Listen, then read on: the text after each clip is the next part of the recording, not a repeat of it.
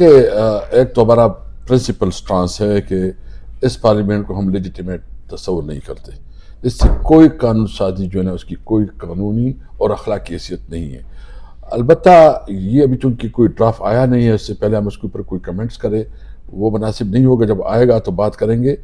لیکن اس وقت جو اس 1973 کے خالق ہیں اور جن لوگوں نے 1963 آئین کے اوپر جو ہے نا دستخط کی ہے یا 18 امینڈمنٹ کو ایک متفقہ قرارداد اور ریزولوشن سے پاس کر کے قانون میں امینڈمنٹ کی تھی، ان کا امتحان ہے کہ وہ کتنا سیریسلی اٹھتے ہیں، وہ اقتدار کی طرف جاتے ہیں یا جو ان کے جو آباء و اجداد یا ان کی لیڈرشپ نے جو 1973 کا بہت بڑا تحفہ دیا تھا اس کے ساتھ کھڑے ہوتے ہیں. بہرحال ہم جب ڈرافٹ آئے گا، جب مسودہ ہمارے سامنے ہوگا تو پھر اس پہ کوئی اپنا رائے دے گی.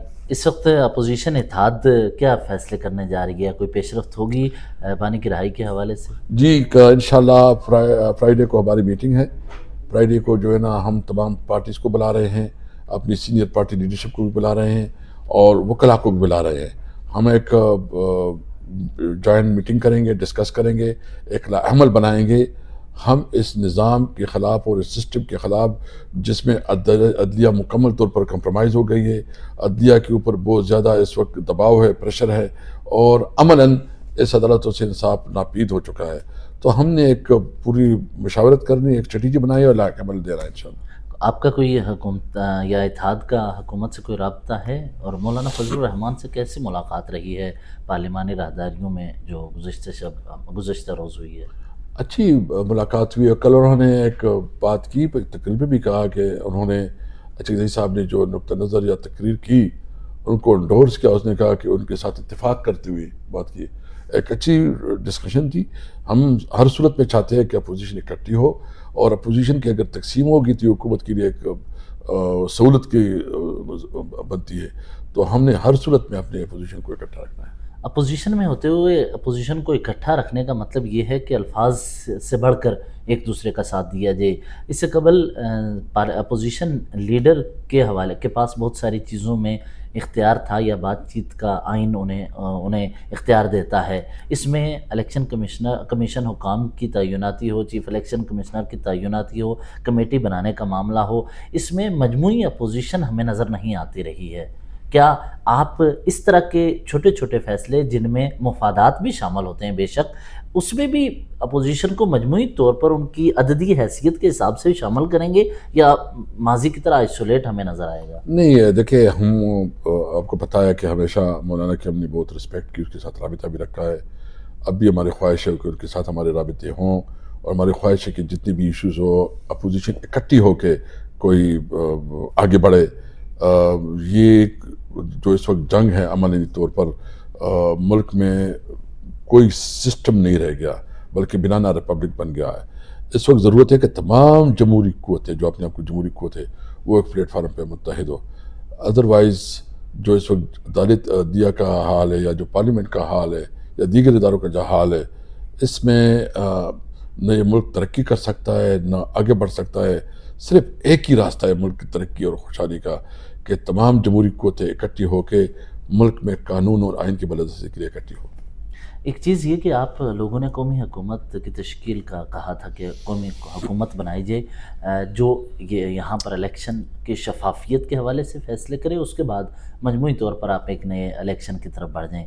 یہ قومی حکومت کس طرح کی ہونی چاہیے اور ان پٹ کیسا ہوگا؟ دیکھیں بیسیکلی ہم یہ چاہتے ہیں کہ ایک نئی میثاقی جمہوریت سے ہمارا مقصد یہ ہے کہ وہ تمام جتنی بھی پارلیمنٹ میں پارٹیاں ہیں وہ ایک الیکشن کمیشن پہ متفق ہوں جو کہ ٹرانسپیرنٹ اور فری اینڈ فیئر الیکشن کروا سکے.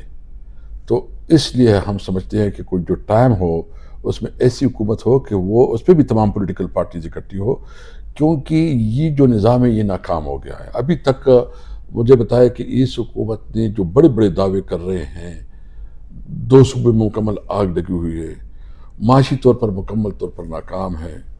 پیٹرول کی جو قیمتیں جس میں لیوی کا اتنا زیادہ انہوں نے اضافہ کر دیا، ٹیکسز اضافہ کر دیا ہے، تو عوام کا جینا دوبر ہو گیا ہے.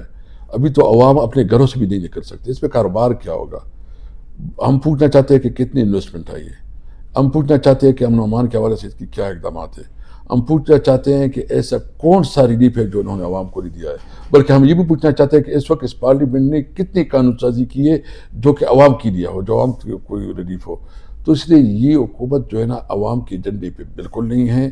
ہمیں صحیح معنوں میں وہ پارلیمنٹ چاہیے جو پارلیمنٹ عوام کے منتخب ہو. تو اس لیے ہم مساق کی جمہوریت کا مقصد یہ ہے کہ ایک نئے الیکشن کا انعقاد ہو, اور اس کے لیے وہ الیکشن کمیشن ہو جو سب کو قابل قبول ہو, اور اس میں جو عارضی ٹائم ہو وہ بھی ایک قومی حکومت بنے جس میں تمام پارٹی جو ہے نا متفق ہو, تاکہ آئندہ الیکشن پہ کسی کو اعتراض نہ ہو. اور یہ کہ بانی کی رہائی کے حوالے سے تحریک کے دوران عوام کو موبلائز کرنے کا ذمہ وزیر اعلیٰ کو دیا تھا, تو یہ کس طرح کی موبلائزیشن کہاں تک پہنچی ہے؟ دیکھیے, اس لیے میں نے ابھی کہا کہ ہم نے ایک میٹنگ رکھی ہے. انشاءاللہ جمعے کو ہماری الائنس کی میٹنگ ہو جائے گی, اور اس میں ہم پی ٹی آئی کی بھی جو سرکردہ لیڈرشپ ہے اس کو بھی بلائیں گے. جتنی بھی لیڈرشپ ہے تمام پارٹیز کو جو الائنس میں ہے اس کو بلائیں گے. باقی بھی ہماری خواہش ہے کہ ہم دیگر جو مزدور تنظیمیں ہیں یا کسان تنظیمیں ہیں یا جو اسٹوڈنٹ یونینز ہیں, ان سب کو اپنے ساتھ اکٹھا کر کے ایک بڑی جدوجہد کے لیے جدوجہد وہ کرے. ہم انشاءاللہ جمعے کو عمل دیں گے, اور اس کے بعد جو ہمارے پارلیمنٹیرین ہیں تمام پارلیمنٹیرین کے ساتھ ایک بیٹھک کریں گے جس میں ہماری پولیٹیکل کمیٹی سی جو ہمارے سب کو اکٹھا بیٹھ کے ایک کلیکٹیو ڈیسیجن لینا چاہتے ہیں تاکہ اس ملک کو بحران سے نکالا جا سکے. مرکز کسی بھی لیڈر کے لیے اس کے مشیر بہت اہم ہوتے ہیں. آپ چونکہ عمران خان کے قریب رہے, اس وقت سسٹم کا حصہ بھی تھے جس وقت موجودہ شخصیات کی تعیناتی کا معاملہ زیر بحث آیا تھا. آپ کی لڑائی, سیاسی لڑائی جس کو شروعات ہوئی تھی, وہ تحریک عدم اعتماد کی وجہ سے اس وقت کے آرمی چیف جنرل باجوہ سے تھی.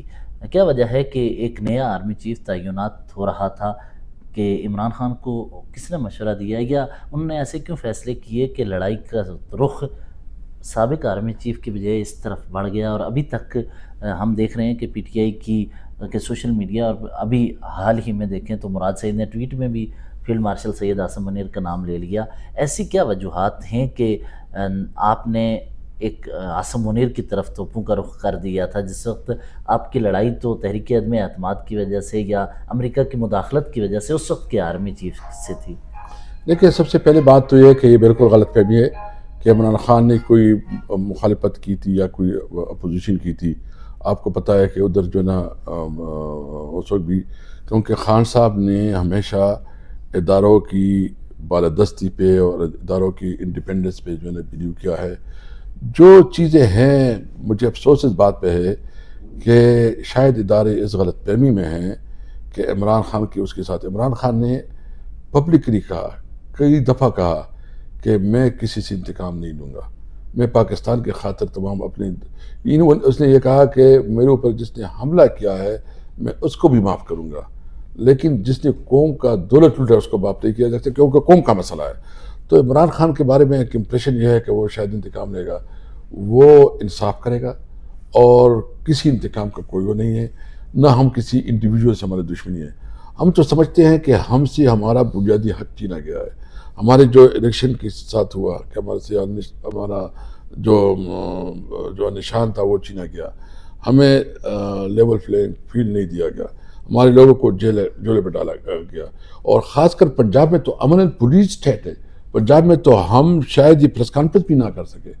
وہاں تو جو جبر اور تشدد جس طرح ہے, جس طرح خوف پیدا کیا گیا ہے, مطلب بدترین ہیومن رائٹس وائلیشن ہو رہی ہے.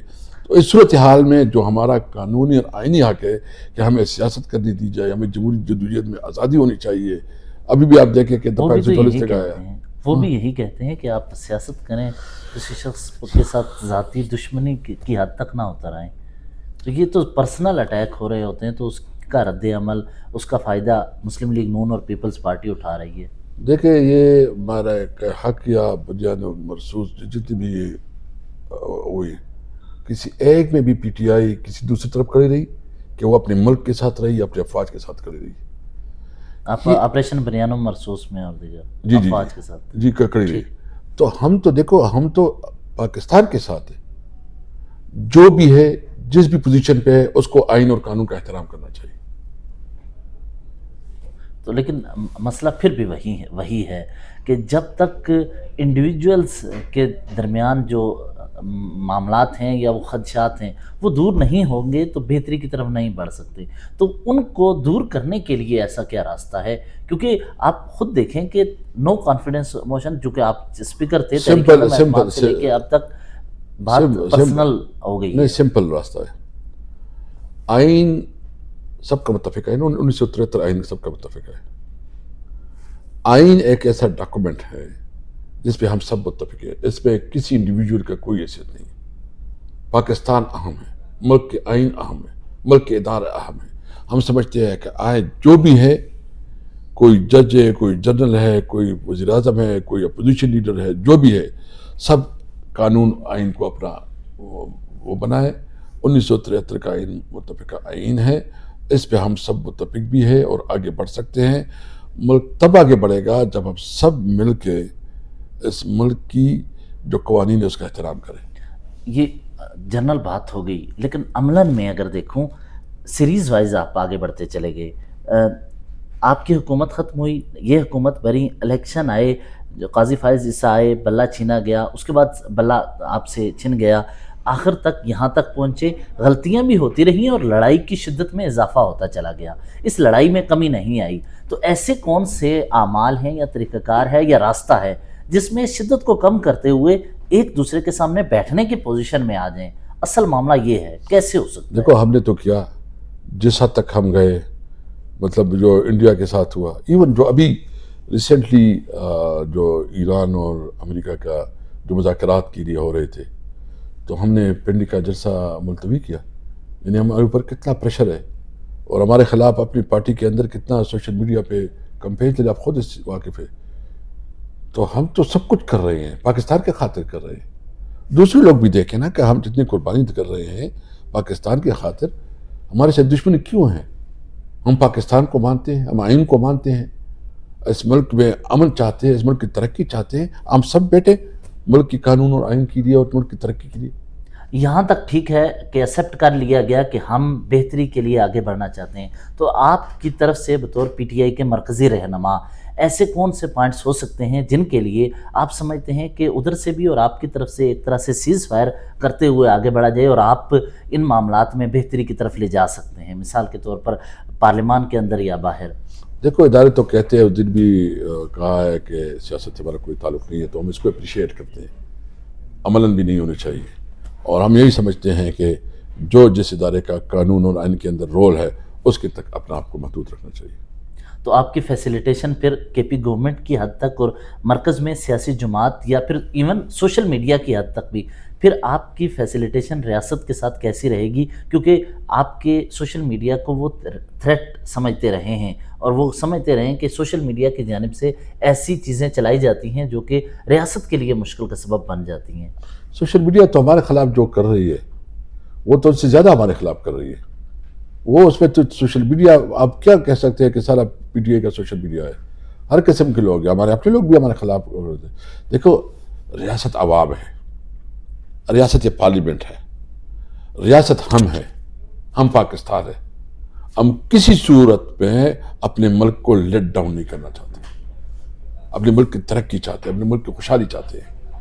اس لیے اگر کوئی سوشل میڈیا کا ہمارے اوپر ڈالے تو یہ جو ہے نا اس کی غلط فہمی ہوگی.